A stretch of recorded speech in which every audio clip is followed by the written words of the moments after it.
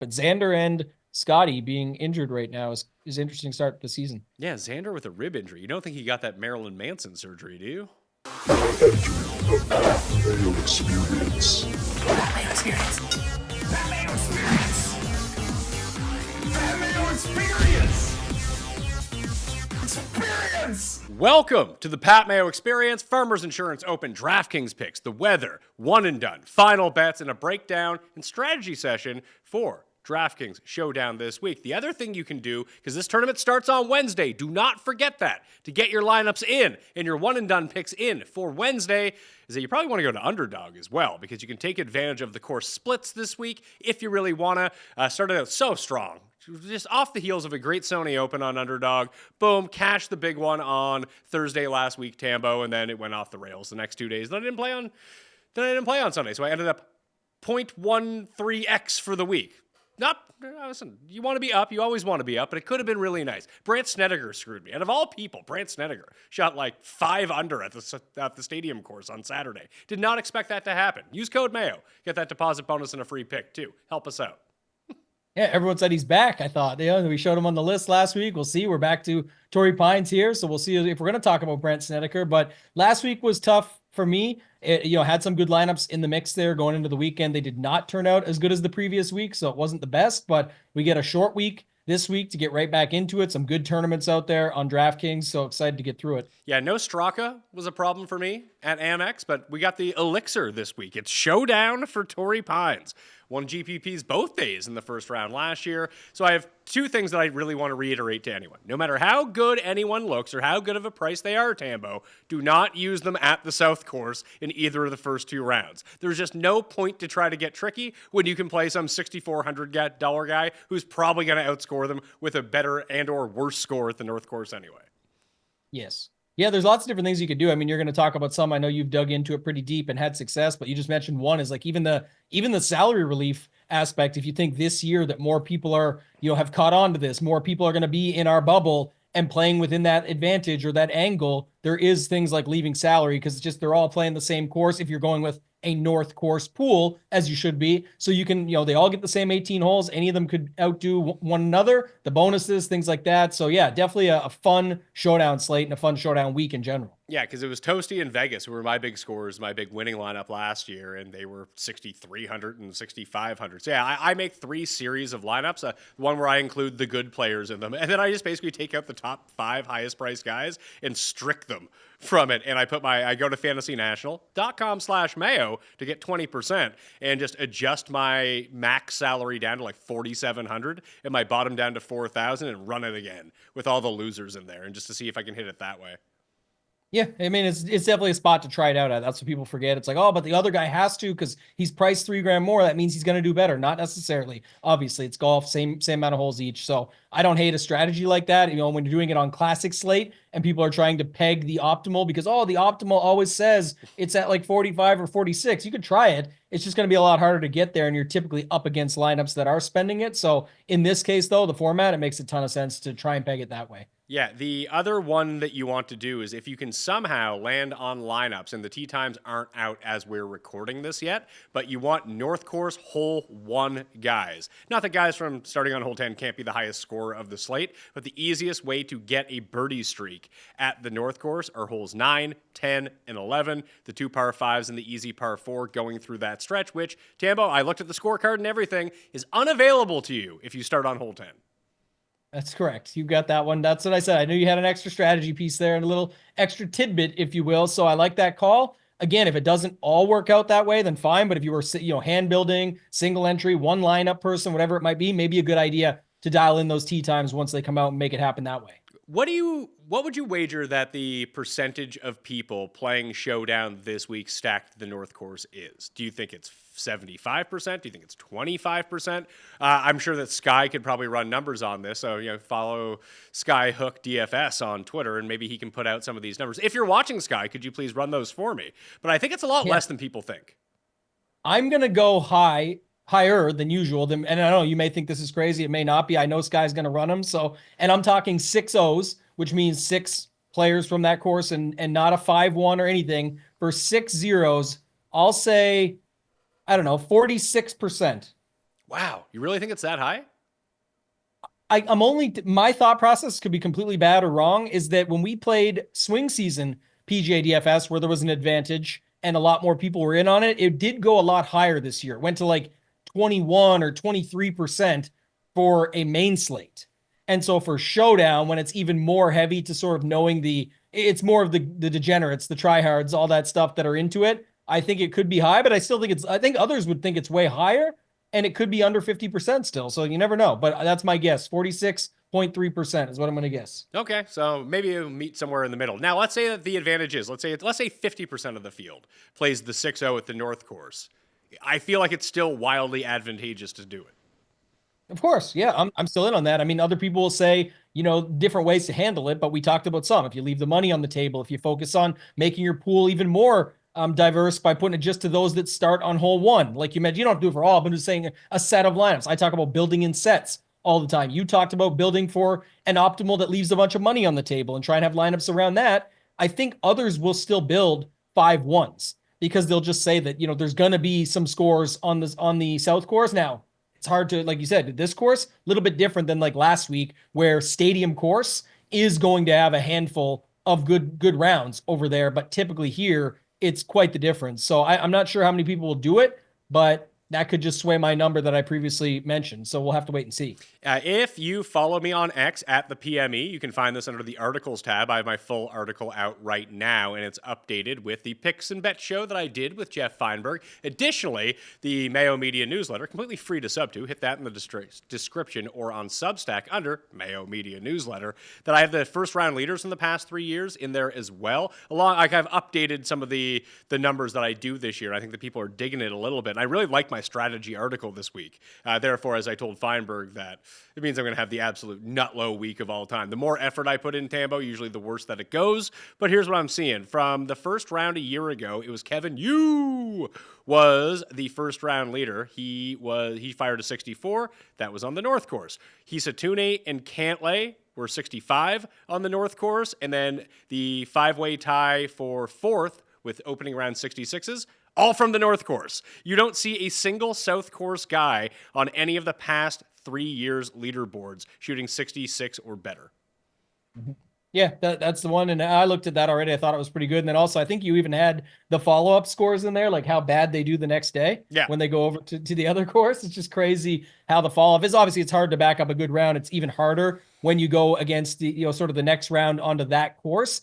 But do you have anything, just based on that, actually, I'm going to ask you now, because this is a strategy I always thought about for the main slate. And that's, I know we're still in Showdown, but just to ask quickly while you have this up, is that kind of rings true to what I think about all the time and as a golfer's mentality.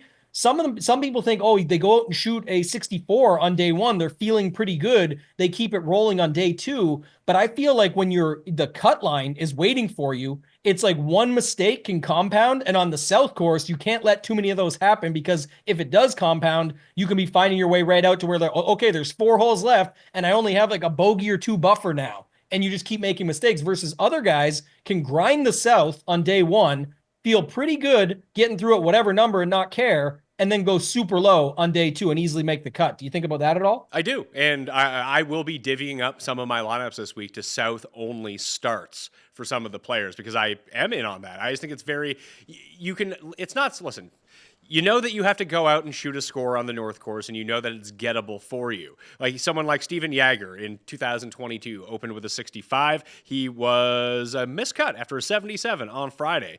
Patrick Cantlay was 8 strokes worse at the South than he was at the North. Now, he still made it through the cut, but the names I reeled off, Hisatune, Cantlay. I mean, Ryder was winning the tournament until he wasn't 2 years ago, but Brent Grant was another one who was tied for the first round lead. Just again, to kind of emphasize the random dudes that can go off at the North Course who bomb the ball a mile. That's the other thing. You want driving distance and these bombers to really take advantage of the easy par 5s and short par 4 on the course. But most of these guys just weren't around. They're like on the weekend. You didn't even see them. Yeah, that's what I was thinking about. And I always look at that when I'm at this tournament specifically, because I think about the mentality of the golfer. You'll never know, but the idea and the concept of it, maybe it's you do it with the cheaper golfers or the golfers that you have more variance to them usually, but the guys up top, you're like, okay, Ludwig can do whatever at either course and be just fine. So who cares versus somebody down low? You mentioned like the Sam Riders of the world, those types of plays. Maybe you do want to look at something like that. If they can just grind through a good day one, and then maybe it just is like the sigh of relief going into day two versus them making more mistakes or having more issues down the stretch as the mistakes start to stack up on the South course. Maybe get them starting on the South course for you, second round on the North. So this is a big deposit week for me.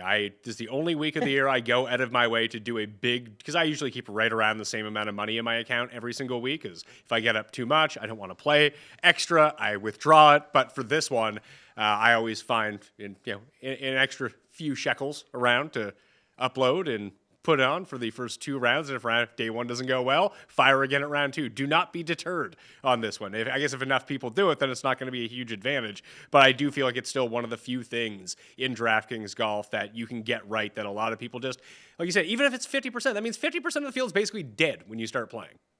Even if it's more. I mean, the idea there's the game within the game. So other people know what others are doing. If more people are doing it, which I would definitely know, that's why we try to give you some other ideas and concepts within that you can do to get different that way. But yeah, I think deposit once for day one, Pat, and then what if it goes really well? You might not need a deposit for day two. You may be able to lock up all your action and actually withdraw and take some of that profit out. That's how it is. And pretty sick brag about only depositing once a year. The rest of us do it weekly, Pat, when it comes to PGA DFS. So congrats to you for only needing to deposit once in a while. I would say it's not once, it's once in a while, but this is like a substantial deposit that I'm going to put in. I don't know if I'm going to max it out in all these contests, but it'll be pretty close. I just don't do that most weeks. I have my $500 that I play every week, and I'll start the year with I try to keep my account right around $2,000 and play it till it goes down or play it till it goes up, withdraw, and just set that level every time. That's how I responsibly play on DFS. Smart. I like it. Yeah, because I've told you before, the first few times that I won big and started playing some of the higher stakes contests, turns out you don't win every week. I didn't know that. The way she goes. Yeah, exactly. Everybody, I'm so good. I've got it all figured out. I came in, I won easily and never looked back. That's the classic story, right? That I'm finding out that not very many people have that story. Weather at La Jolla this week. I am using the wind finder location of Torrey Pines Glider Port. When you see those guys off on the ocean, this is what they're using. So this is what I'm going to be using for the wind. There's no wind to speak of. It's going to be between 55 in the morning and 61 on Wednesday. Again, it starts on Wednesday with 4 mile per hour winds. Then the next day it's a little bit warmer. It's 57 to 68 with 7 mile per hour winds. And even Saturday looks pretty great. As of right now, we're still a ways away from Saturday, which is the final round. We have 17 mile per hour winds, maybe a bit of rain, gusts up to 25. That could make for a really fun conclusion. And as I mentioned earlier, that on a previous show, that live betting at this tournament has been pretty profitable over the years. Yeah, I think that's something that you'll keep an eye on. And just if you got stuff, I'm sure you'll be sending out posts over the weekend and new slips and things like that. But if you can find an angle in, that's always something you're looking for in a PGA Tour event. And this is one that we've seen it work for in the past. So I'll have all of this information in the Tuesday evening newsletter this week. Mayo Media, Substack, just hit the description, find it for free, and I'll post it up on X under the article tab as well. If you see it up there, share it around, please. That's how I'm driving engagement to this. And so far, so good with your help. So I do very much appreciate that. You want some bets where you can lose some money? Because I got those. Yeah. What do we got with those? Talk to me. Willie Z 28-1. I think I told you about it last week on my research show. I was like, as long as it's a fair number, I'm just in. And it opened at 28 this morning. As of right now, it's been bet down to 22-1. Losing Xander, losing Morikawa, and now losing Akshay. Akshay didn't really influence too much the Will Zalatoris odds, but those other two, he could have been 35-1 here and pressing that. But 28, I assumed it would be the best number out there. And so far I've been proven right, but that's where I'm at this week. That's my biggest bet at 28-1. I bet Steven Jaeger at 66-1. And then I started going into the placement markets. I got Michael Thorbjornsen at 75-1 with 8 places. If you just want to take it solo with no placement points, win only. Coolbet does have a 90-1 available to you right now. Nicholas Norgard, 80-1 with 5 places. Taylor Moore, 100-1 with 5 places. And my main man, Tambo, Wacky Valimaki, 1,250-1 with 8 places. Wacky Valimaki's coming back to the betting card. So, all right, this has to be a good week for you then, because that's your guy. I would love it if that was a thing. If he could just come T6 we're in the money here. It's like $5,000 if he comes inside the top. I don't 8. even know what he's been up to lately. Nothing. He's been terrible. Okay. I was gonna say I haven't really kept tabs on him. A lot of these golfers I know and stick with, but he's one that I haven't kept tabs on. I figured you might have, but yeah. What is it? What is the ties with him? He came second at Mexico last year. If I'm looking for losers, and this probably works better the other way. So when we get to the Mexico Open, remember this, that some of the guys that you did not expect to do well, or just the giant losers that populate the top 20 on the leaderboard at Torrey Pines, will all probably play really well at Vedanta. Oh yeah, and that's coming up too. Few weeks. Actually, so. I am going to be in Punta Cana that week, checking out the Corrales golf course. Maybe if anyone is watching this show right now and you have ties to some of these Dominican resort courses, you let me know and play around with Pat Mayo or give me a discount or just give me a tee time. I'll be there between the 21st and the 28th, so check that out. It's always that fun time of year, Tim. I'll get all fired up with football ending that I get to go somewhere and not be tied to this desk for. I think it's been like 138 straight days. Yeah, it's how it goes. Yeah, I'm kind of feeling it as well with you. So it's, got to plan some stuff. Maybe March is what I'm thinking about. Maybe a trip in March. I'm going to Pinehurst towards the end of March on a golf trip. So that's going to be fun. But that's not like a week or anything like that. It's 5 days or so. So I'm very much looking forward to that. I'm going to Europe in April. I got to jam it all in these 5 months when football doesn't happen. I got some more terrible bets for you, though. I'll throw these in the newsletter in case you don't want to write them all down. But in case I forget, here they are. Pendrith, McNeely, Finau, Grazerman, Zalatoris, and Jason Day, all to make the cut, pays plus 550.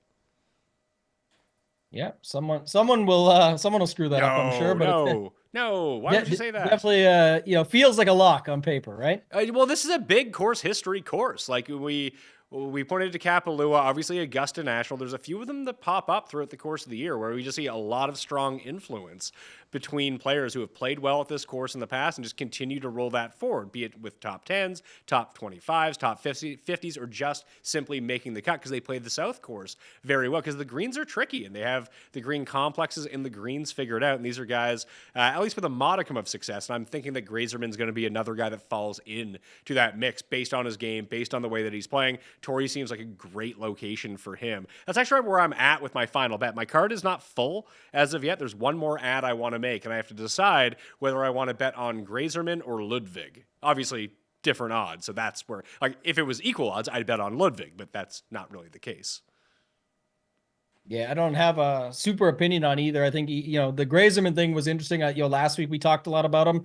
And then, he didn't actually come in at the same ownership everyone thought. He dropped by like 5 or 6% by the time lock hit. That's not betting, just saying in general, like the how much do people like this guy versus what do you actually think is going to happen here? He played really well though. So I don't know. Do you think like Ludwig just keeps it rolling and, first time out here last year, he was just fine versus Grazerman, or, what's your thoughts around the two of them? What are you debating? Well, it's just the odds. Like I win substantially less for I have to bet so much more on Ludwig versus Grazerman that it would kill my profit for the week. Not like kill my profit. I'd still win a bunch of money, but it wouldn't be as much money. And I'm greedy. Here's how greedy I am.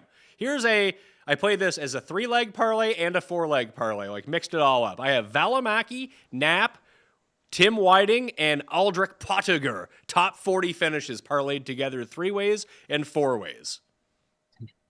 Geez, this is a fun week for you. I can tell you're absolutely loving this. So, man, it's going to be an interesting one. I don't know about some of these bets, but I think you're already putting a big week up. Why not just put the money on Ludwig and just hope he gets it done? You might be right. That might end up being the move. But I can always because you got all this other crazy shit that I would just literally put the money on him and just see what happens. That's your backup plan. By the way, that top 40 4-way parlay, and again, I played it the 3-way as well with the combinations. $10 pays $4,600. Yeah, so it's not like it doesn't matter. It's just the sense of, like you said, just having some extra bets and some fun with the guys you've got a thought on or that you have a belief in. So I'm fine with that. It's $10. Who cares? But yeah, I think from the first one, to me, it's just way more likely that Ludwig gets the W. So whatever it costs you in the difference, go with that. One and done was not a good week for me. We decided on Siwoo on the show for my team. Who did you end up using? I ended up using Harry Hall. Okay. Just because it was he was playing good. Where else am I going to use him? But I will say the JT back and forth and then to not roll through it. I know it was only a second, so it's not like a make or break, but still, it was certainly what I was expecting and thinking, and it was okay in DFS. It helped me out a little bit there till it didn't. But for one and done, I would have loved to go back and plug him in. Like I know there's other events, and he's obviously playing well and whatever. So maybe I'll catch him upcoming. But maybe Waste Management or something if he's playing there. I think he is. But other than that, good week for him. Not so much. Harry Hall fell down the board, so it wasn't great. Okay, so what about this week? Again, not in the elevated events start next week with gigantic prize pools. Yeah, that's the tricky part. So I don't know. I used Keegan, so I don't have him. But do we have Keegan, or do you have Keegan on one over there? No, I mean, I have Keegan on a few of them. The one that we're talking through on the show that I end up allocating for this show when you convince me on a pick, he has already been used. We used him at the Sony Open. I was thinking, who do you think is going to be the most popular one and done? Because I have a lean on this. Is it going to be Jason Day? That's who I was going to say. Yeah. Because that's what I was thinking. 2-time winner, coming off a good week. Why not? I fully expect Jason Day to steal all my money this week because I think I'm just going to full fade him on DraftKings. Yeah, and I get that's the whole point of what you just said. It's exactly that. And for one and done, though, it's also where else are you using him? Like you have no other sense of why would I save him? That's not necessarily true because he does play in like Goober events. He plays like the Byron Nelson every single year, and like at this point of his career, I think he's more live at Pebble than he is here, and he's won at both. Maybe, but I'm saying nobody's waiting for that. Everyone just saw him come off a good result. They know he's good here. The majority of the field is not thinking, but I could save him for this. They're thinking, why not use him right now while he's hot at a course that he's at? That's why I immediately thought of him when you said it. Yeah, right? I completely get it. That's why people are going to use him, but it's also kind of the reason I don't want to use him. Like I don't think that Jason Day is just elevated above hell. Even like Mav McNeely, who's like the same price. Right. Yeah, no, I'm with you. That's all I was saying. It's like I just don't think anybody else is thinking about the other opposite or other events that they could use him at, like you were thinking. So I don't know. Who's the other guy I was thinking of? Is Zal going to be popular, do you think? I would think so. That's who I used in the 3-man, and I'm going to use him at least on one of my 3 teams. I think he's going to win, so I want to use him. Yeah. I don't know. I guess if I was going outside of it, maybe Steven Yeager. So I like Yeager a lot. The one guy that I was going to go to, because people are so down on him right now, is this a good spot to use Sung Jae, or do you use him at the Honda or one of those shorter Bermuda courses? Yeah, people are definitely going to be down on him after last week, right? It started so bad. Round 2, pretty good. Round 3, couldn't find it again, misses the cut. So I don't know. I think it's definitely a spot you could use him at because it doesn't seem like he really comes through. I love this guy as a golfer, and I think he's great, but it's not like we're getting this full upside all the time from him. So if you wanted to go back to the well, what about the guy I was thinking of that was sort of in the same boat a little bit? At least people are sort of not talking about him as much, but great history here is Max Homa. That's a really interesting one because, listen, one of the, you can talk yourself into if you're not going to use Jason Day here, where else are you going to use him? The answer could just be maybe you don't end up using Jason Day. That's okay. And Homa is very much in the same boat for me. If you don't use him here, where are you going to use him? Or are you even going to use him?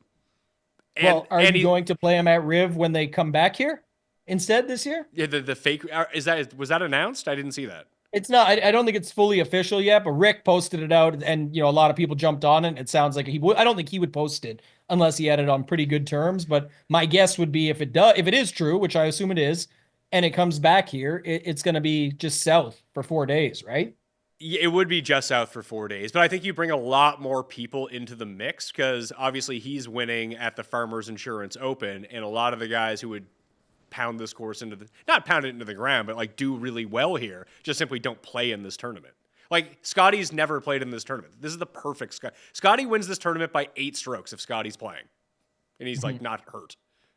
Did you see him today? He also is now not sure for the next. It keeps going. He's unsure for the next one. His hand is still he's got some stuff going on. So I don't know. It may be true now that we don't see him for quite some time. Cust may have been onto something here that we don't see him till the Masters.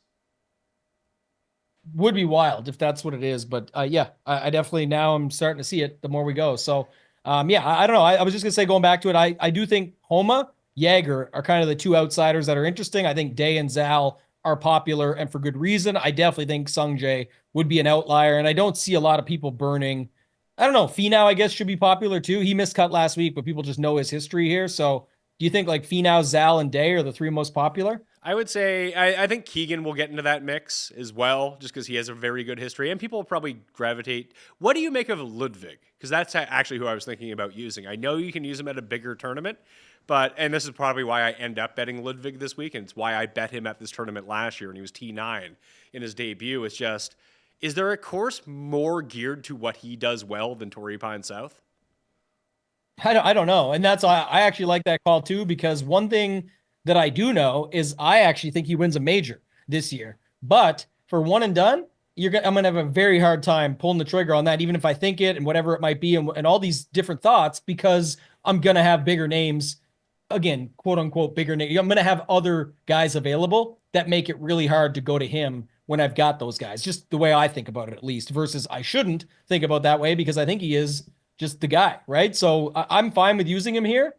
I do think it's you'll make more. I think you'll win here, and you could still make more money on him. But if you're like me and you don't think you're going to pull the trigger on him easily at those other majors and events, then this could be the spot just to pull the trigger and use him now. So the best number I'm seeing on Ludwig right now is 13-1. However, there is a site that's open 365 days a year, Tambo, that will offer me a 30% profit boost on any golfer that I want in about 3 hours' time. So I'm going to wait for that and bet Ludwig at 15.5 or 16-1, whatever that works out to be.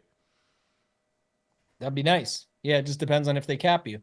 They generally, it was like when Feinberg was talking here. It was like, oh, they set hard limits. You can only win $3,000 on a golfer. It's like, I'll probably bet him to win like $2,500 or something. It'll be fine. That's not. I don't even win that much. Like I don't even bet as much, and I get capped way more than that. That's crazy. Yeah, I mean, when you have an account like, if anyone out there is looking to buy a very fertile Bet365 account, Pat Mayo has the account for you. They're like, wait, if sharp action started to come in through my account, they'd be like, what the hell is going on here? Yeah, I just parlayed 4 losers together in a top 40 parlay. Even when you hit it, they're not going to stop you. They're going to say, hey, I remember back at this Farmers Insurance Open, he did this with Valimaki, Whiting, and so on and so forth. Yeah, okay, keep him in the mix. He's good. But honestly, the only reason that I ended up doing that parlay, I mean, I had the feeling about Valimaki, but that's also why I did it the 4 ways and then the 3 ways. The other 3 guys, I just sorted this by driving distance and put money on them. Yeah, hey, if it works out, it could be amazing. This is the TGL presented by SoFi, golf's newest league, an all-new indoor arena-style golf where high-tech meets higher stakes meets primetime ESPN. Tuesday evening, January 21st, New York takes on Atlanta. The odds are out, and it is a coin flip this time around. A 3-on-3 match play golf league that takes the competition of pro golf and places it inside an arena sports atmosphere. We've already seen New York. They lost in week 1 to the Bay Area, but we still got Xander, Cam Young, Ricky Fowler, Matt Fitzpatrick, this time taking on Justin Thomas, Patrick Cantlay, Lucas Glover, and Billy Horschel on ESPN January 21st at 8 p.m. Eastern Time. This is TGL presented by SoFi. Keep up. It's golf.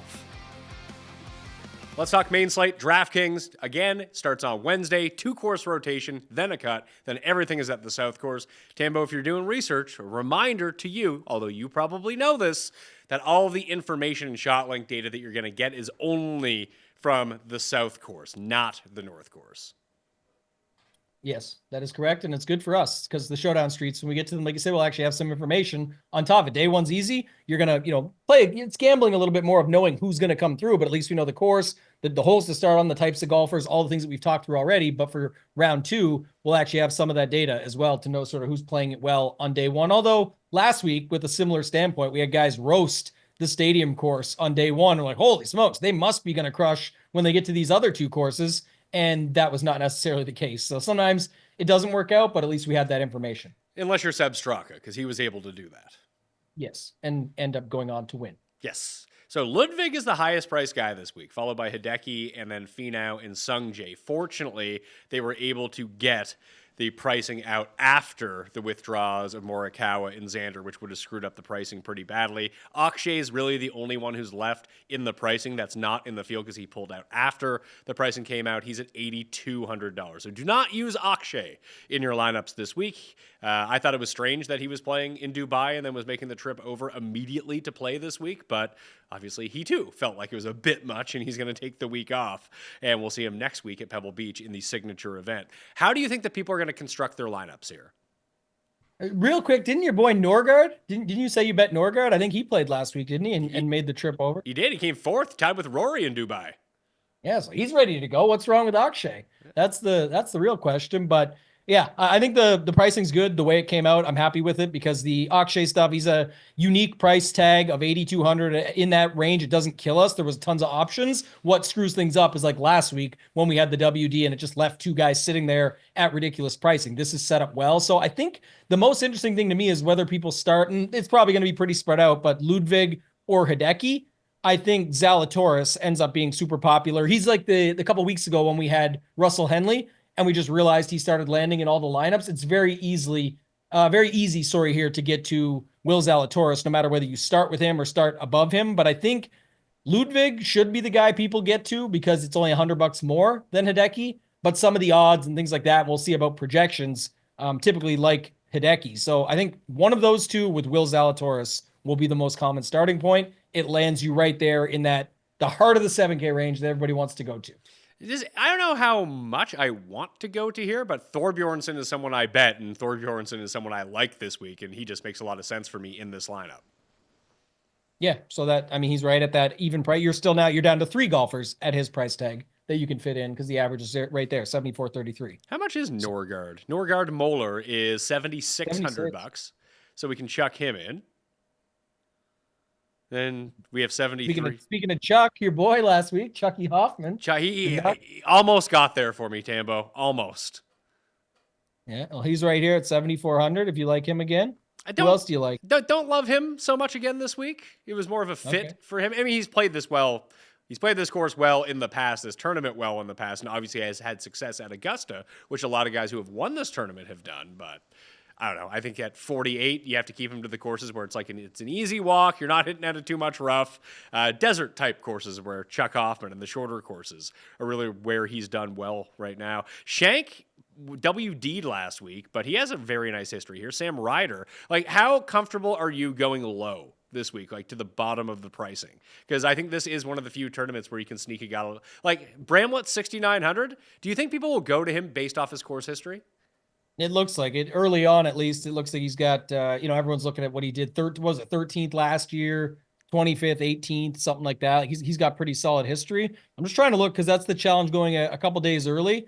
Maybe not because of some of his other odds and stuff like that, but I'm seeing more like people landing on the Johnny Vegases, the Smallies, the Taylor Moores, I have it in. sort of that.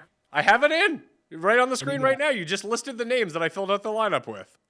Was it more Vegas? More Vegas, Moeller, Thorbjornsson, Ludwig, and Willie Z. Yeah, there you go. That'll do it. That's where I see people going. And I think if you look, I didn't really fully go down to what price is Smalley at? He's 71, I believe. Okay, so that's just another variation of what I could see people doing here. I thought he was. I don't know why I'm missing it. Smalley, is he 73? Smalley is. Let's see here. Smalley. No, that's Snolly. I probably don't. Smalley is 7,300. You're right. Okay, yeah. So, he fits there for Taylor Moore if you do that. So, I just think that's kind of what we're going to be looking at here. And then how it actually plays out, we'll have to wait and see. But that gets you in that range. The main thing is the guy up top with Willie Z and then 4 7Ks is looking like a popular build this week early on. All right, so how do we get different from that? Let's say, did you do the 3 9K? Would you go Zalatoris, Grazerman, McNeely, like 2 9s and a high 8? You can do that. Yeah, I think anything that puts Zalatoris in a different style of build where it's another it's a guy on top of him versus, a guy like just on top of him versus way up top with Oberg or Matsuyama. The other thing would be if you went the alternative route of like a Zalatoris, Grazerman, Bradley, and Zal becomes your third 9K guy and then you see what that leaves you with. Okay, Big Norm, the panda, is in this tournament too. Like I honestly just sorted by driving distance to see what I can get through. Norman is $6,200. Don't mind that. Whiting is $6,400. Pottinger is $6,400. Like I'm gonna be actively taking shots on these guys in larger field GPPs, and then I'll just randomly pick a lineup for the big 150, and maybe they end up in that one too. Yeah, I like the meta for Showdown, actually. So just the majority of it, you're going to hope to get that one good round out of them on that course. Would it come across? We'll see. But it could be just like you said. It could be the great North course round and then a horrible South course. Or it could be a rough day on the South course, and then you still can play them in Showdown when nobody wants them in round 2, and they find it on the North course. And if they scrape through and make a cut, even better for you. But I don't think those guys will get. I just don't know if we'll need to get there. I have to look at roster construction, but you can already play. Like you could play Ludwig Hideki and you still have 7,100 left over. So you'd be able to get one of those guys. I'm not changing the build on you. I'm just getting a quick example because I know you've got it up there already. But with what you have, I don't know if it's going to be that much different because you're still landing on 7,300. So it kind of just fits all those guys we already talked about. Well, yeah, it's a different way to play those guys and Zalatoris together. That it's basically a 2v2 of Ludwig and one of your 7,400 guys for Grazerman and McNeely. In that spot, if you want to balance it out a little bit. But we can get even crazier from here if you really want to. What do you got? Well, we just take someone from the bottom and throw them in, like Matty Schmidt at $6,700, Jake Knapp at $6,700. I was very encouraged to see that Knapp had a really nice final. He didn't make the cut, but a Saturday at the American Express that like at least something positive. He was 6 under. He had 2 eagles in the round. That when he's starting to come back a little bit, like that's when I want to jump back on with Jake Knapp. And we even saw in his debut last year, T3. Like this is the sort of course where he does well. Yeah, I like Knapp. So I guess just looking at this quickly and putting him in, I was trying to see if there was somebody else there, those guys that you just mentioned. Who else did you say down low? Pottinger. Yeah, let's see him. Potgeider 6,400. Whiting is 6,400. Toasty is 6,400 bucks.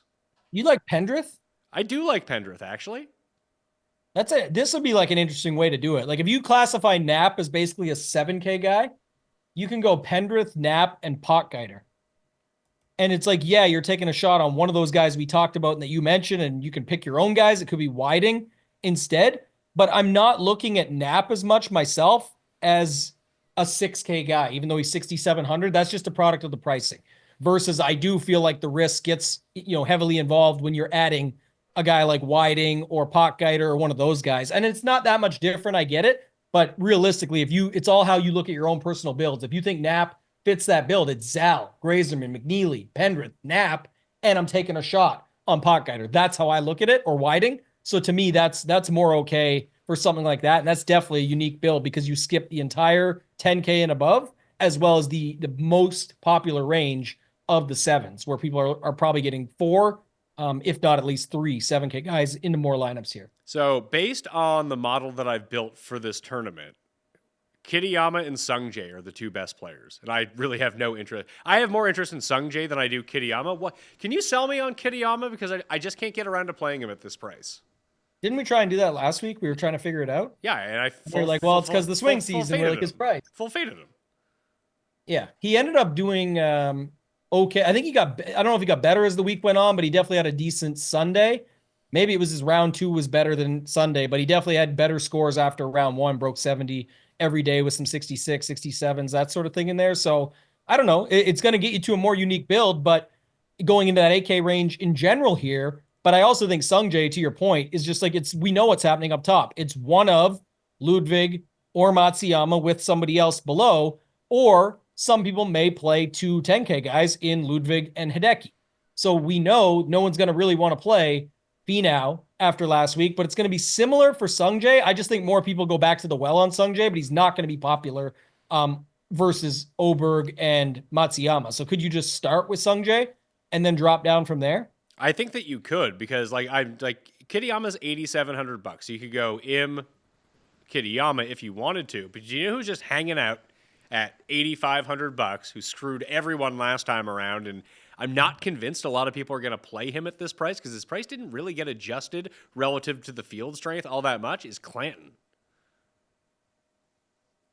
Yeah, it's going to be hard to get to when you've got Max Homa, Kitayama, Pendrith, Siwoo, Aaron Rye lovers out there too. So I don't know if many people are going to get to Clanton at all. So 8,500 would be an option for sure. Like, out of all the names that you just mentioned, I like Pendrith better than him at this course. Obviously, Homa has won here and played great every single time. So I guess theoretically I like him more, but with the profile that Clanton has, his biggest issue is that he sucks around the greens. That if he gets into trouble and is not striking his irons well, it could be a really short week for him. But sometimes we've seen some of these bad around the green players actually play well with the smaller greens, more difficult conditions. You know, it's like the Victor Hovland thing. Remember, his around the green wasn't really all that big of a problem at places like Bay Hill or Memorial, where they grow the rough out a little bit more, and it kind of equalizes the around the green. Like, you still need to have that touch. You can really excel in that, and you can't be bad. But Hovland's biggest problem wasn't chipping from the rough. It was like chipping off of the shaved surface near the bottom of the green. He just can't figure out what to do off of it. And you don't have that here. Yeah. So that could lean into his favor, I guess. That's, one thing, but I'm with you. Like I've got Pendrith and I've got Homa both better there. So I don't know, but I did find the ultimate dilemma on this slate, and it's for you. You're going to have a big problem with this.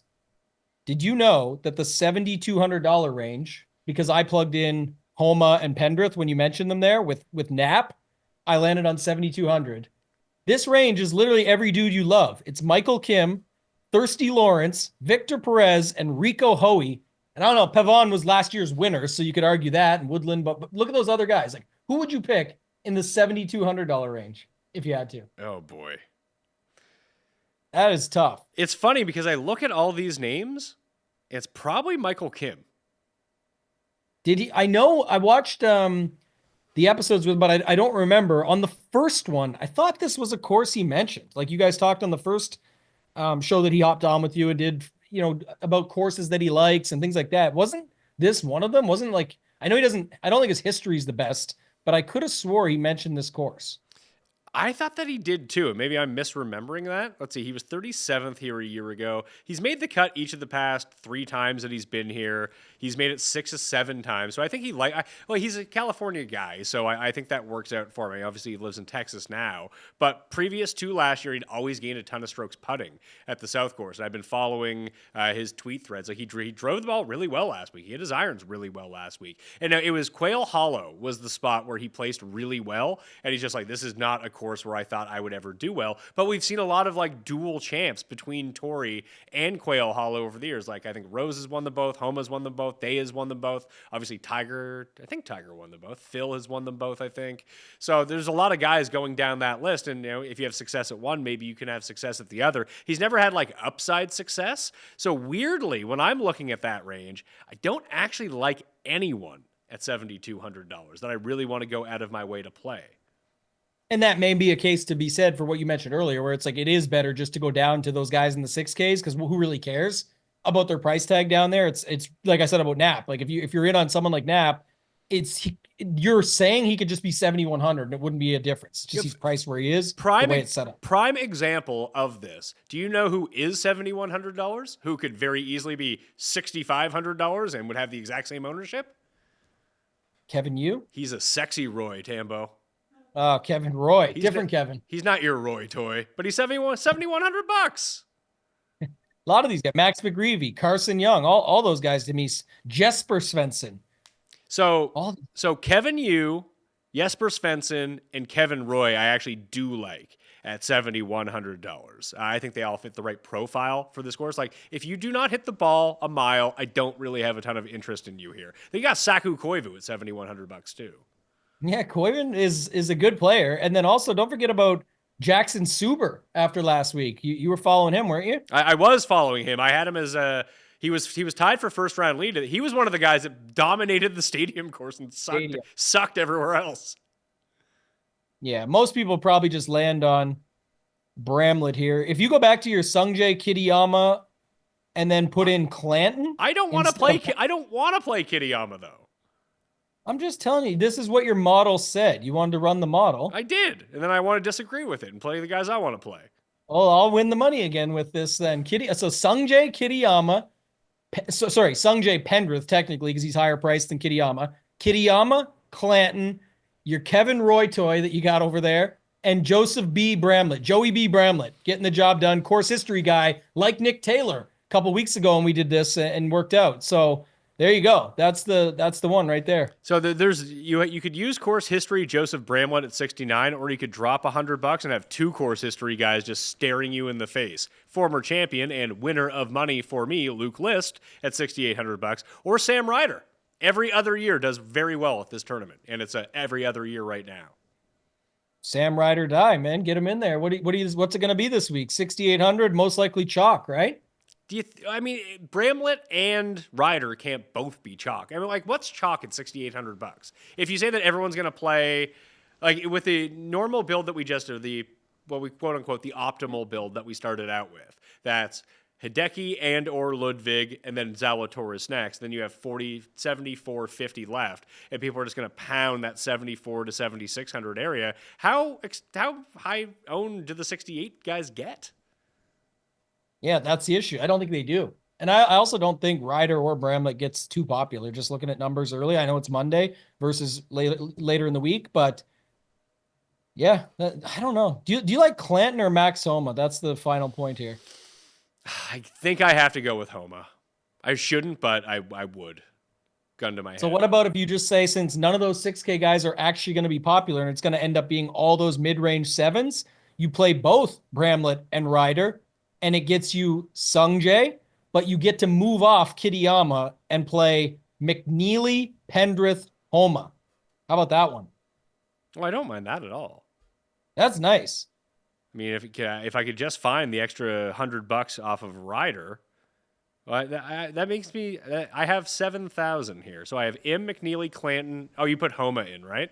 I put Homa in because you said if you had to pick between them, that's why I asked that exact question, and it lands you on Bramlett. And again, you could change those 69, 68 guys around, but if we really think they're not getting the ownership and you like both of them for that reason, I don't think many are going to have a build that has no sevens, no nines, and Sungjae's starting point versus the Oberg, Matsuyamas, Willie Z's, etc. So you could get away with this pretty easily, I think. Yeah, for sure. I clicked on the note next to Shank. I knew that he withdrew last week. I didn't know why, but he was having back spasms. That sounds like a stay away. Yeah, they'll spasm right back in. He'll be first round leader, and then they'll wonder, oh, who knows how that happened. That's how it always works, right? So I don't know. I think it was the year List won. He was the guy who was way out in front.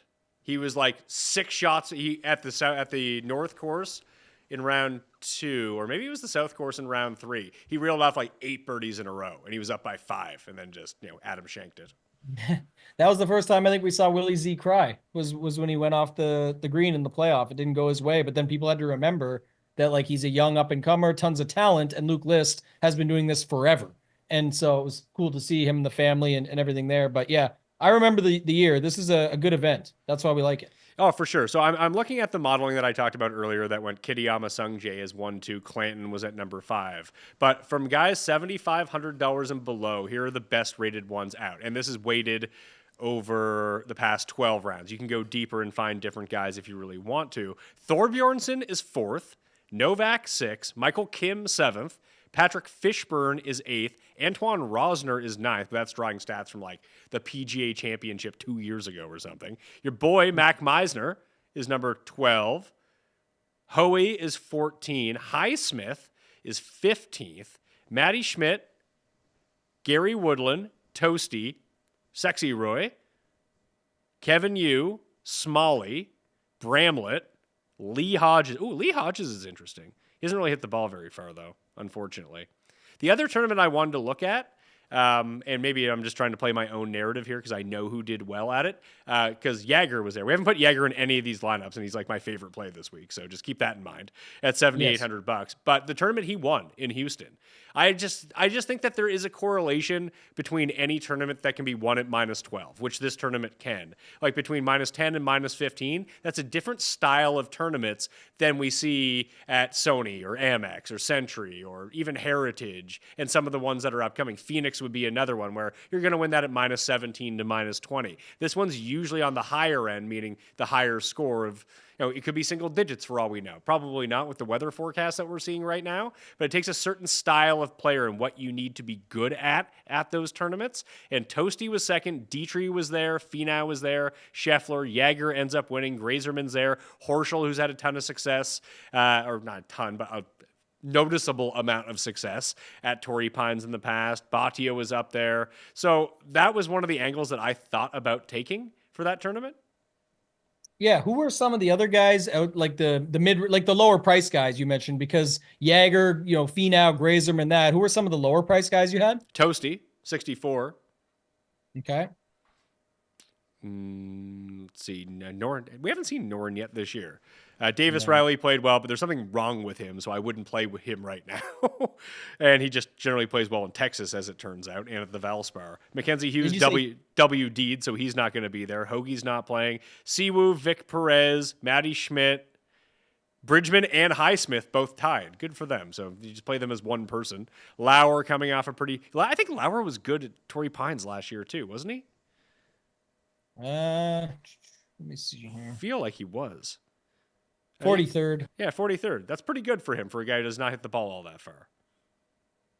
Yeah. But I was trying to see, I guess Finau, Grazerman, Jaeger is a good start, but then where does it kind of get you? Did you mention JJ Spawn or Dietrich?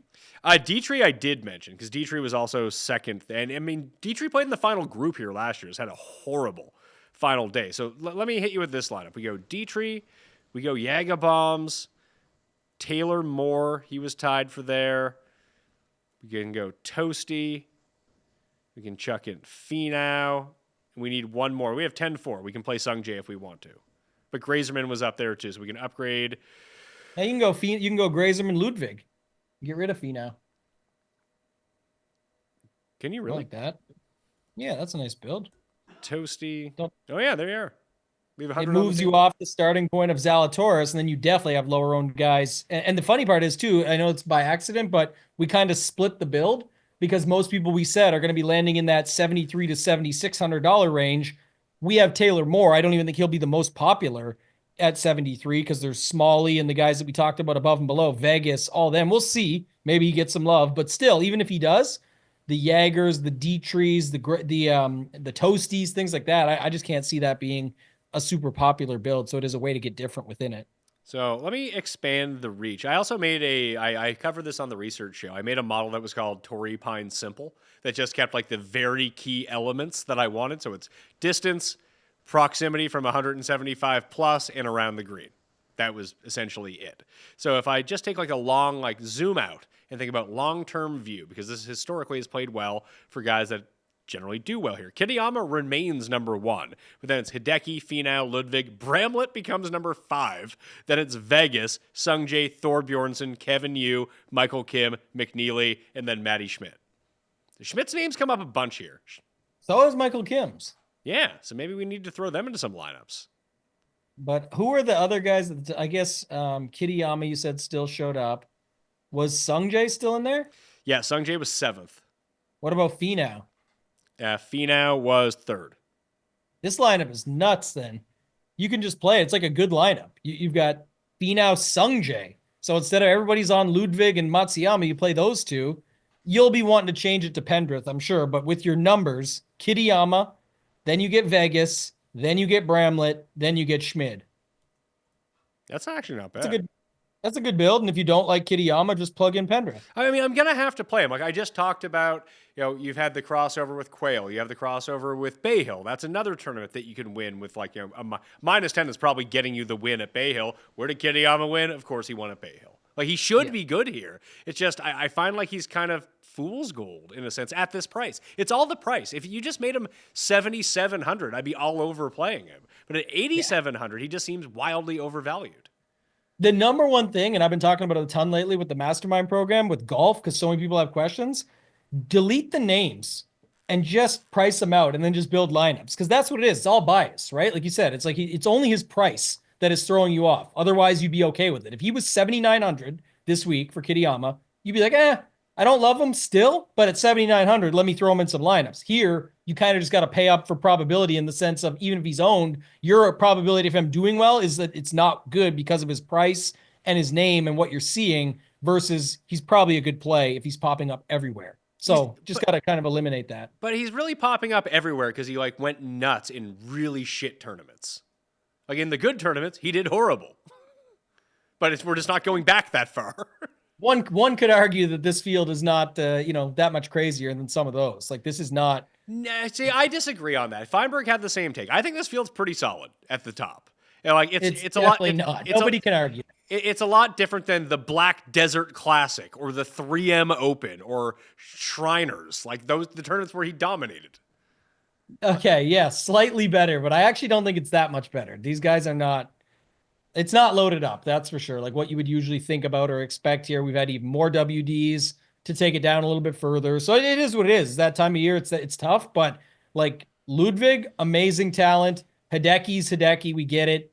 Finau, then what? Like Bradley, Grazerman, Zal, Day.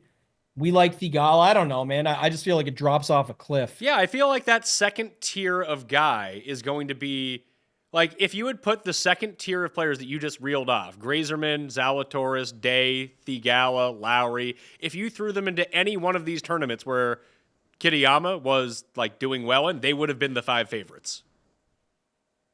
And those tournaments didn't even have those guys in them.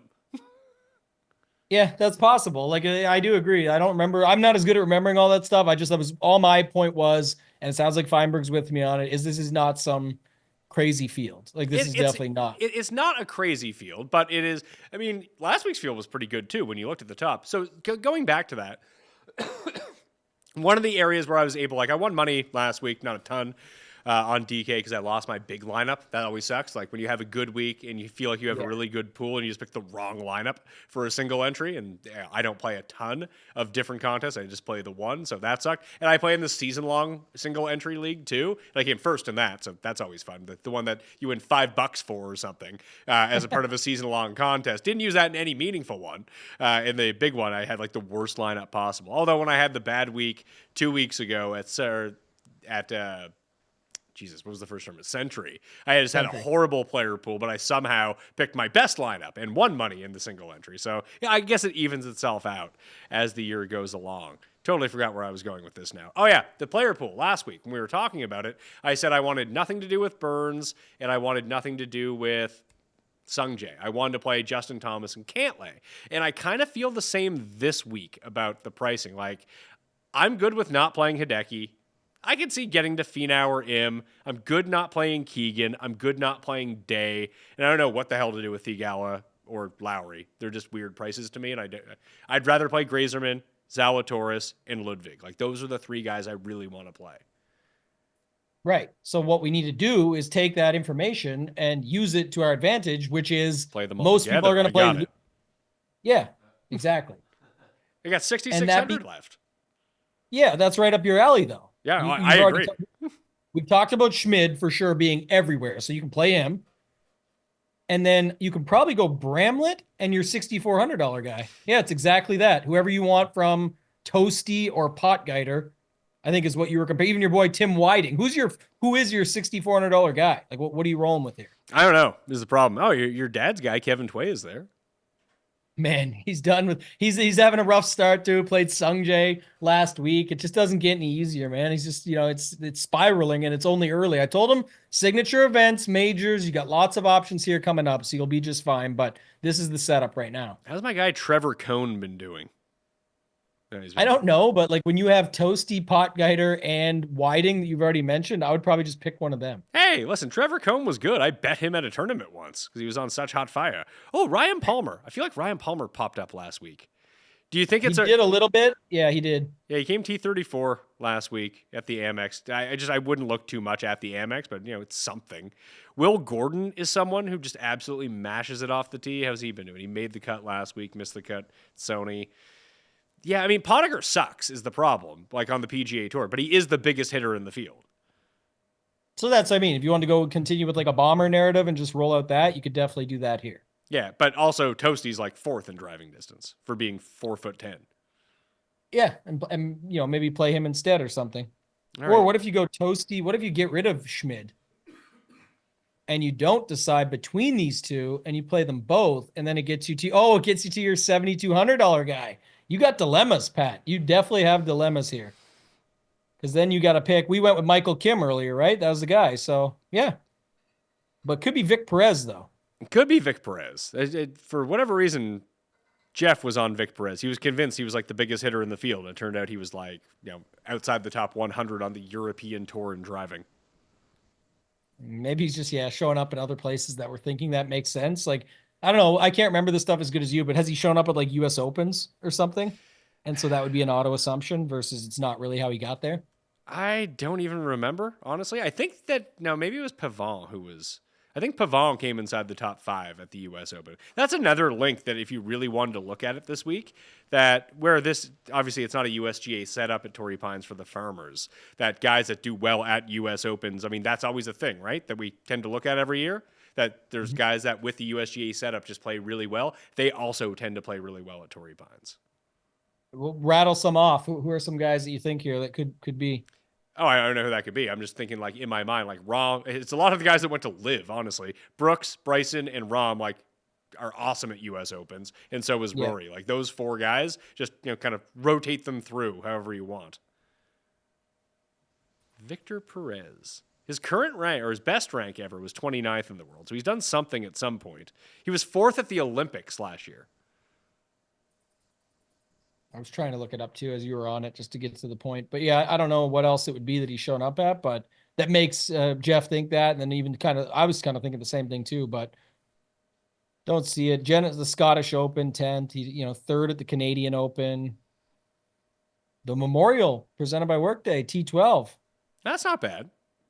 Yeah, some ties there. I've also seen Duffner win there too, so it's a bit. Although that's another decent one to look at. I think. I mean, I've just listed off like 30 courses that are decent looks, but I think you can glean a little bit from each and every one. Like if you want to find the deep guys in this field, I think that Mexico is a good starting point for that because they all play there. So if you can find ones that have done well there in the past, right? I didn't even mention my guy Wacky. If we throw in Wacky and Toasty into this lineup, then we're back up to $7,500 and we can play Thorbjornsson. Man, this could be the one here. That's Toasty. That's it. Toasty Valimaki. And then you get Thor in there. I think Thor's going to be the popular guy from that range. Maybe, yeah, it could be. I didn't really look enough because it's earlier than usual. I don't know. There is guys above him that are looking like they're going to project better, so we'll have to wait and see. But he could be popular. But that lineup there is still getting Zal as your 3rd guy in and only using 1 guy in the mid tier, so it kind of doesn't matter who you use in the middle. That's fine.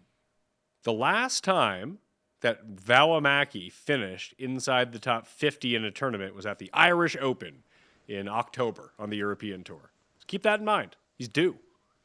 He's due. All right. What else? What else do we got here? Did you want to build one with the 2 guys up top? Oh, Ludwig and Hideki? Yeah. You don't really want to play Hideki is the thing, but I think if anyone was to build with the 2 guys up top, I think it's going to be those 2. I would tend to agree. So let's build this out. So you have $7,100 left. I feel like we're getting back to the same style of build every single time. For what you're comfortable with, I actually don't think as many people are going to be nearly as comfortable with these 6K guys as you are. Like maybe sure, but in this lineup, you almost have to play Bramlett or you have to play Ryder to get yourself up to the 73s, which people do want to play. Yeah, maybe, but I think like when you look at what's popular, like even then you go Vegas, Smalley, you can get Bramlett and another 6K guy, or you can come down off of one of them a little bit, but you can make it popular versus not. Like if we go Valimaki, Toasty again in this exact lineup, sure, we're in a whole different ball game than everybody else. And that's what I'd be looking to do, because if people are stacking 2 guys at the top, it's most likely going to be these 2. That gets you to an average of 8,000. Now you can kind of do whatever you want. Yeah, I mean, Jaeger Dietrich would be a nice little plug-in there, and then you could upgrade a little bit from Valimaki if you really wanted to. You could use Wyden. I would upgrade. I'd upgrade Toasty to Schmid. Yeah, you could do that. I mean, or you could do it the other way, which I think is going to be the common way to do this. If you use Ludwig and Hideki, that you use like Kevin Yu, Kevin Roy, Bramlett, and Thor. Does that fit Kevin Roy, Bramlett, and Thor? Yeah. Like that Yeah, seems that's pretty. why. I mean, that's got to be the most popular way, but they're not going to be the most popular guys, so you can still get away with it. But yeah, that's probably going to be the area that most people land in, looking at common builds. So out of Day, I mean, Day is going to be popular. Out of Thigala, Lowry, Pendrith, Kitayama, McNeely, who is it that you like from there? I don't know, man. Like Pendrith is probably the guy that stood out the most when we first started talking about it. I just don't know if he's going to get super popular or not, but he's the first one that came to mind. Yeah, he is. I mean, McNeely for me. I mean, this is one of like McNeely's. He's like the new Phil, except he doesn't. He's only won the one tournament. He hasn't won like 40 of them. But this is a hometown game for McNeely. His dad's friend owns the course or something. But that's every course for him. Yeah, this is the tough part. I don't know. The other thing is like just above those guys, like again, you look there and that's what we just talked about already, but no one's really, it doesn't look like as many people will play like Day, Thigala, Lowry, that little mini range. So that's interesting. If I don't know, maybe I think Im still ends up getting some steam, even though he didn't come through for people last week. I definitely think he still gets some love. So maybe Keegan Bradley and Grazerman, like we talked about, you go up those guys above Zal as ways to get different, like a Ludwig Grazerman. And I know it's a similar type build, but at least it wouldn't be as popular. But man, I don't know. I think when we did like those 9K guys and stuff, that's the lineups that looked a little bit different. I would tend to agree, but I want to throw this out because people do respond to the Mayo Media newsletter. The best of those get pushed through to me, and this one's from Dan McClellan, who just he likes Matt McNeely this week, and his point is he's currently been doing well and was in great shape last year at this tournament until he literally hit a seagull on the course. Remember that? Oh yeah, I actually didn't, but now that he reminds me, I do. Yeah. Torrey Pines is like a second course, home course for him. He knows it well. He has family in San Diego, and his uncle's dentist office is within walking distance of Torrey Pines. I have a feeling Dan might be from the outskirts of San Diego. Yes, and I think that all those points are valid. And I forgot about the Seagull one, so that's great. But yeah, at 8,900, maybe he's the guy to go to there. I do think a lot more people like Pendrith if they're choosing, but it's tough to say. Maybe they're both popular, and like you and I always say, you could just play them both, right? Yeah. Kitayama fits in that build too. Like, what about those three? I actually like McNeely. I very rarely like McNeely. I do like him this week. I think I would rather go something like this: Zalatoris, McNeely, Pendrith, Jagger, Moeller, or Norgard. He's Norgard Moeller. It's the hyphen. It has like umlauts and it has the big the sideways line through the O. He's from Denmark. And then Thorbjorn. Your guy Thor. Yeah. Like that's the kind of lineup that I'm tweaking that around because I'd like to get Dietrich in it, I think. But I do like how this worked out. Because this range, starting here, like we mentioned Clanton, probably no one's going to play him. Clanton, Siwoo, Rye, Griffin, Hostler, Hall, Spawn, Dietrich, Hubbard, Eckroat, Gim, Berger, Rose, Meisner, Rogers, Fishburne, Wallace, Cole. I don't see a ton of love for any of those guys. It's going to be hard to get to them. And therefore, no one's going to own them. So if you can pick the right guys from there, like 3 of them are going to be inside the top 10. Yeah, it's going to be. I think it's going to be a similar week to the Sony, actually, because it's like the Sony was the Russell Henley situation, which this week that reminds me of Will Zalatoris. It had the guys up top, like a couple others that you could pick from. Here it reminds me of that. It's like Ludwig, Hideki, and probably Sung Jae just comes along because he does. That's what he does. So I could see that. So there's like 4 guys above 9K that are popular. Zal, Ludwig, Hideki, and probably Im as like a secondary version. Maybe Grazerman. I don't know. Possible for sure. But after that, it's like there's going to be a ton of guys in the 7s that are low owned that you can just get to down there. So really, you can play those guys up top without having to get too cute and then just drop down and get different down below with all those names and stuff that just people just can't get to all of them. There's no way. Yeah, it'll require playing Harris English instead of Alex Smalley, like one of those moves. Definitely, like any version of that range, because there is 43 golfers in the 7K range. So there's just no way any of them get super popular outside of, yes, 1 or 2 will creep into that like 12 to 15% range as they typically do. Maybe some of them get a little higher in the higher stakes that you go. But for the most part, that's 2 or 3 golfers of 43. That leaves 40 golfers, quote unquote, untouched in the sense of being able to put them into these lineups with the 20 percenters up top. No problem. So Zalatoris, McNeely, Dietrich, Jaeger, Clanton, Thor will be the final one that we'll make today. Let me see this one. Zalatoris, McNeely. This is how you got to Dietrich you were talking about, right? You wanted to get to him. So Dietrich, Jaeger, and then you get Thor and Clant. Yeah. Wow. Okay. I like that. That's definitely a more unique version of what we had previous.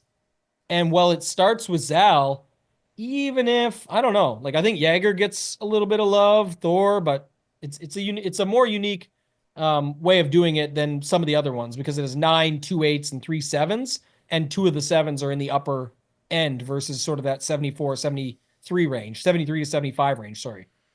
So final takeaways from this DraftKings slate. Obviously, you stack the North Course and Showdown. It is a week. Like, I don't play Showdown often. Like I go out of my way to play Showdown on these weeks and highly invest in that. For the main slate, if you want to stack up South Course guys on day one for the main slate, and hopefully they can perform okay, and then you get some momentum rolling into the weekend, that's an angle you like? Yeah, I think it's just I'm going to play some of those sets for the main slate just because I think, or like at least looking at it, like I mentioned, maybe some of the cheaper golfers or the ones that are more high variance or risky, if you will, that you could take a shot on them just grinding through the South and then having that, sigh of relief that I made it through the tough part and nothing to really lose. Just, go out and play and have fun on the easier course on Friday and then on the Thursday this week and then get through and make the cut and see where it goes from there. Yeah, I like that. And it does seem like outside of Steven Jaeger, everyone between 77 and 85 is essentially unowned. So far, to what we know, yes. Yeah. Maybe, yeah, like you said, Jaeger, you already called that, but we'll have to see if anybody else pops up there, but it does seem like most of those guys will be pretty low owned. We'll see if like the Siwoo, Aaron Rai, like those people come out, Pat. There's definitely Aaron Rai people and Siwoo Kim people that still show up at all the events no matter what. So we'll have to see if that gives them a small boost before Wednesday. And those are guys that I like and have actually performed well at Torrey Pines in the past. They just do not fit the player profile that I want this week. Like the way that I always describe it is you're going to have your accuracy guys who putt well that week or scramble the hell out of everything and hit their wedges really well and score and contend. You're going to probably have 3 of them inside the top 15. Like Malnati had some good history here over the years. No, he won a tournament last year. And Molinari was another one who'd do it. Snedeker has won here twice, I think, in his career. But the way you need to think about it is the degree of difficulty for them contending at a tournament like this is so high versus the guy who can hit it 330 off the tee. Like it's so much easier at a course of this length for them to get away with it. Hence why when you get to the US Open, the slider that you move up on Fantasy National the most is driving distance, which is exactly the same thing you do this week.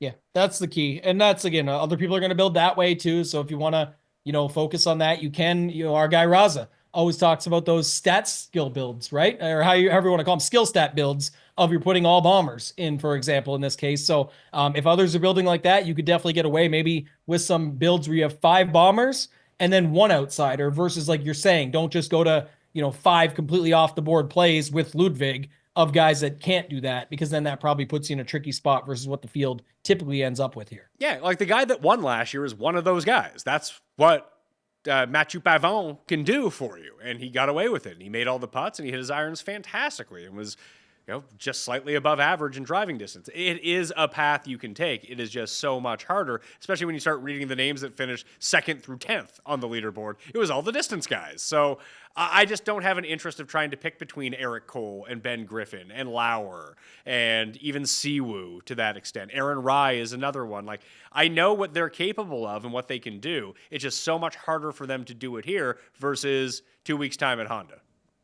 Yeah, and funniest thing, our brains are aligned because I was looking it up as you said that, and that's like, he won, Pavon, but then it's like Hogard, Lashley, Knapp, Finau, Xander, Rogers, Pendrith, Ludwig, Hideki, Zal, Homa, like all guys that can put it out there, or more than most. So things like that you're seeing where it's like, oh, but another guy got through, he just did it. Okay, that's what I'm saying though. If you build your lineups like that, fine to have one slip into the mix and go that route. But if you are building for the bomber lineups, I'd be looking to get 5 or 6 bombers onto those builds. 100%. Like Lashley, I almost guarantee you chipped and putted his way to a good week last year. Yeah, he was up there, and I don't know why. I always think he's just like a big boy, so maybe he hits it out there. But for the rest of the board and the guys that I mentioned, I think they all have pretty solid driving distance. Yeah, the one that you mentioned that probably has the worst driving distance outside of Lashley and Pavon of that bunch is Hideki, who's fine. He's just not like a elite bomber. I think it's like, what's his, like, I don't want to keep going down the rabbit hole looking these guys up, but I thought I saw it before. I have it in the article. I have the exact thing that you're talking about in the article that I published. So it's like 305 or something. It's not quite what you'd actually think. That's the one that throws you off a little bit. So 8 of the top 20 last year in driving distance finished inside the top 10. Pot guider, man. Pot guiders way up there. That's what I'm saying. Like the only guy... Hostler's another guy that pounds it out there, and he was up the board last year too. Yeah, but he looks like an absolute douchebag with his stupid fucking visor, so no thanks.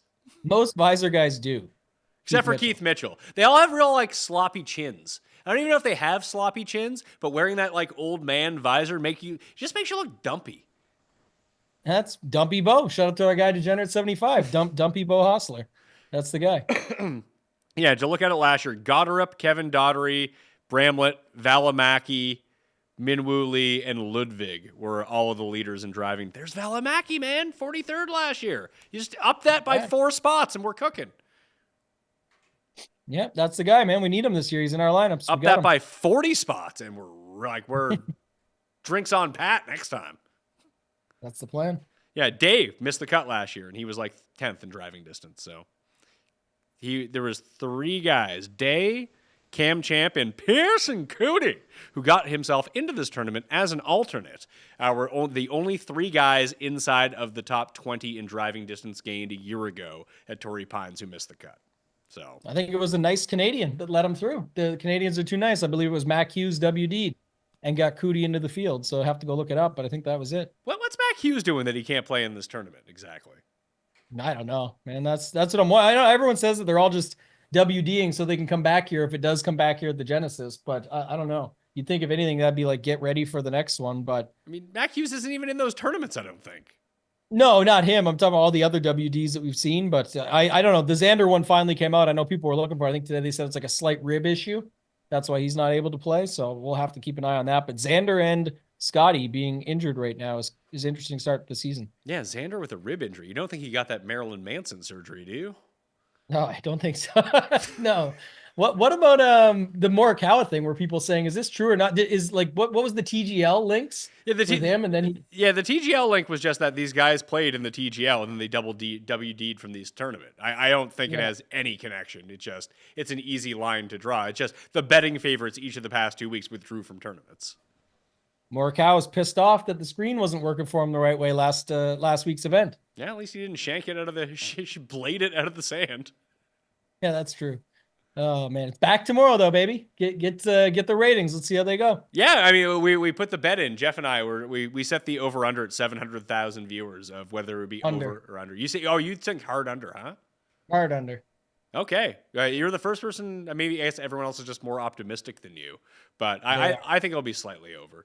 It'd be a big drop off. You like if you get below 700,000, you've lost 25% of your audience. That's a lot. When you get plus 9% with Tiger playing, yeah, I'm on the under. We'll see how it goes, but yeah, I don't think they got what they expected for their strategy, which I like their strategy. I'm the one. That's the part I praised. You know, you're getting a big week 1 no matter what with all the influencers and the hype of it, and been waiting for it, and the stadium crashed and got rebuilt and everything's good. Like this is the event. Let's save Tiger for week 2 to make sure we could double down and get that back. And they did, but I can't imagine they were looking for single-digit increase in viewers in that week. You'd have to expect with Tiger playing, they would expect to see more, and it didn't happen. So I would think there's a big drop-off this week. Maybe. I mean, there is going to be a big drop. I mean, if there's no drop-off, as I told Feinberg, like the league is actually like looking good if there is no drop-off. If they're just averaging 1 million viewers a week, that they would have signed up for that immediately. Oh, for sure. I definitely think they were probably thrilled with weeks 1 and 2. It's really, like you said, it all comes down to this week kicking it off to get us a realistic idea. And I forget who, like someone trying to sell me on week 4 because we get Rory and so-and-so. No. Sure, maybe that does it again. We'll see. I just don't know if the draw is going to stay. And I think it all goes back to the strategy of what you said off the beginning, Pat, is if they had just played it more sparingly than making it like every single week. That's the tricky. It's not like a TV show with a cliffhanger leaving me for next week that I got to go back and watch it and I can record it and pick it up when I get there. This is kind of, you had to be there to watch it.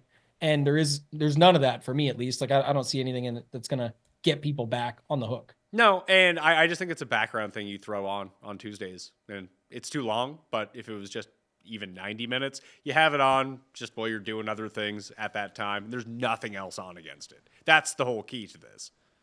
Yeah, they picked a good spot for it. That's for sure. Hopefully it those that love it, it keeps rolling. But I would take the under on 700 this week. All right. Well, we'll see where that comes out. We'll reconvene in a week's time to talk about the signature event at Pebble Beach. I'm excited for that one too.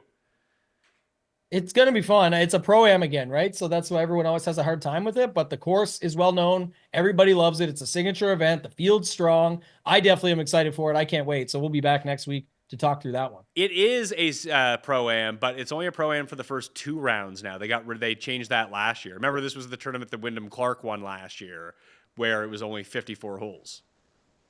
Yes, that's right. And then we got the cool, I think it was Neiman versus Sergio in Mexico on Live, which was, they had to use the scoreboard to light the green because it was they wanted to finish before the darkness went in, which was like one of the few Live moments that really sticks out in my mind. Yeah, that was pretty cool, actually. That was a good ending, and that was sort of a hype event for Live at the time last year. But, I don't know what it's going to be this year if we're going to get moments like that. But Hatton won, by the way, over the weekend. Not Live, but won his event that he was in. That's another one that was a big talking point I saw over the weekend. Yeah, I like that. He moved up to number 1 in the Euro standings for the Ryder Cup. I think that win almost alone solidifies his spot on the team. There would be no reason not. The only reason not to take him, it was because he was on Live. And how do you judge that? But he just came over, played a DP event, beat Rory, beat Rahm, beat good guys from Live, good guys from Europe, good guys from the PGA Tour. He's fine.